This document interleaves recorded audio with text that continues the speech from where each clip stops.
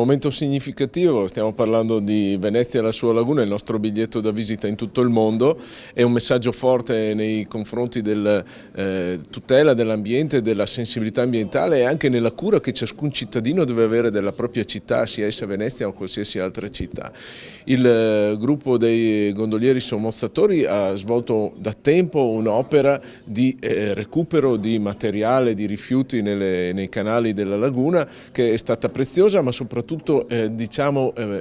educativa e significativa da un punto di vista del messaggio che vuole trasmettere. Dobbiamo essere ognuno parte di una comunità che si prende cura della propria città e del proprio territorio e la Regione Veneto non può che apprezzare questo. Ci fa anche piacere poi che con i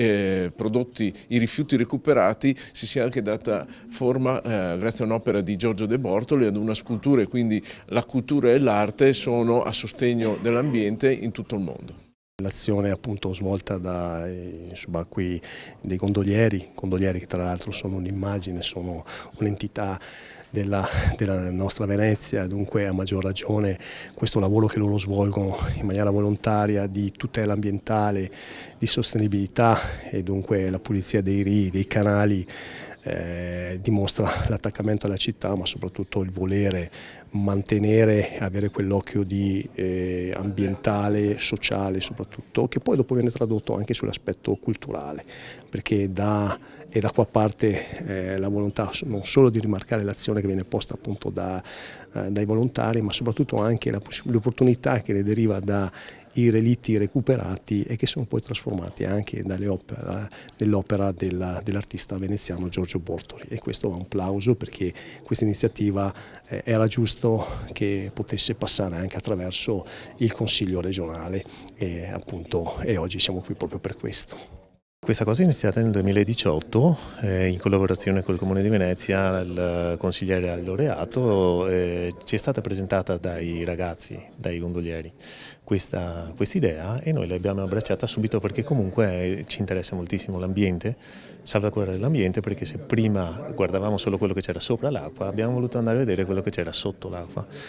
E i ragazzi bravissimi, ringrazio tantissimo i ragazzi perché comunque chi fa il vero lavoro sporco sono proprio i ragazzi subacquei che vanno sott'acqua e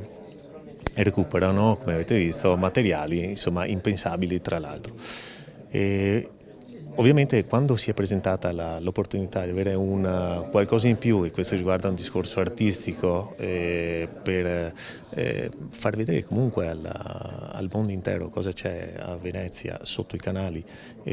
con l'aiuto appunto di un artista, siamo stati ovviamente molto lusingati e contenti di fare e iniziare questo nuovo percorso. L'opera è stata recuperata, cioè i pezzi nei canali veneziani dei gondolieri. L'idea mi è venuta appunto da questa vecchia inferriata, pensando a Silvio Pellico, faccio una battuta, e da lì con i copertoni l'idea di creare un nuovo leone con questo materiale recuperato. Da un'elica fuoriesce il leone che ho intitolato idealmente Salva Venezia, speriamo. Ecco. E da qui un punto di partenza. Per salvare il mondo dobbiamo un attimo fermarci, rallentare e altrimenti non si torna più indietro, ecco, in sostanza. Cambiare per andare avanti.